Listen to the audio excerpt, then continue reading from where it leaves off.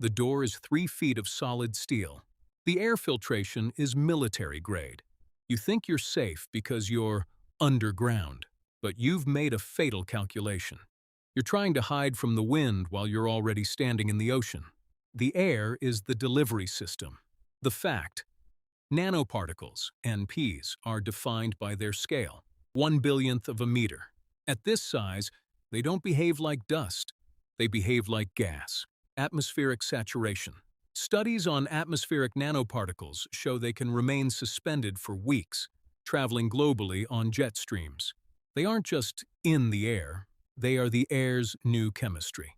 The filtration failure. Standard HEPA filters are rated for 0.3 microns.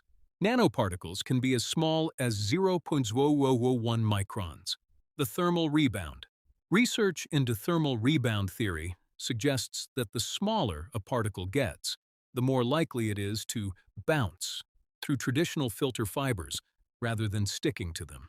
Your fresh air intake is actually a pressurized straw for particulates you can't even see.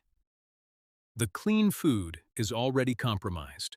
The fact: prepper food isn't made in a vacuum. It's grown in the 21st century biosphere. Systemic uptake.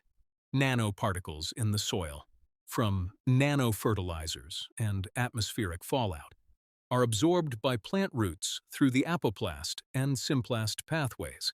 This means the particles aren't on the plant. They are in the plant's cellular structure. Bioaccumulation. When livestock eat these plants, the particles accumulate in the liver, kidneys, and muscle tissue. The Mylar myth. If the wheat in your 30-year survival bucket was grown in soil treated with nanopesticides or rained on by atmospheric particulates, you didn't store food. You stored a delivery mechanism. When you open that bag in 10 years, you are simply consuming the contamination from 10 years ago. The water cycle is a loop. The fact: nanoparticles are highly mobile in aquatic systems. Groundwater infiltration. Because of their tunable surface chemistry, engineered nanoparticles move through soil and rock layers far more easily than larger pollutants. They bypass natural sand and gravel filtration. The well water trap. Even if your bunker has a private well, you are drawing from an aquifer that has been receiving wet deposition, rain, containing these particulates for years. Standard carbon filters or UV lights cannot kill or trap a metallic or carbon-based nanoparticle.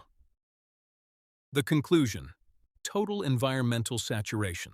The bunker is a psychological comfort, not a physical one. You are trying to use 20th century shielding against 21st century molecular engineering. If the soil is the matrix, the water is the solvent, and the air is the carrier, there is no outside to hide from. The particulates are in the rain that watered your garden, the grain in your bread, and the very oxygen you're breathing through that expensive filter. You didn't lock the world out. You just locked yourself in with it. Put your money where your mouth is.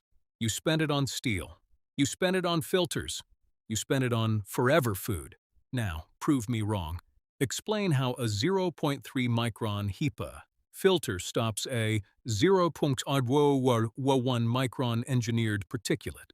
Explain how your organic prepper seeds are safe when the nanoparticles are already inside the plant's cellular matrix. Explain how your well water is pure when the particulates move through the Earth's crust like gas through a screen door.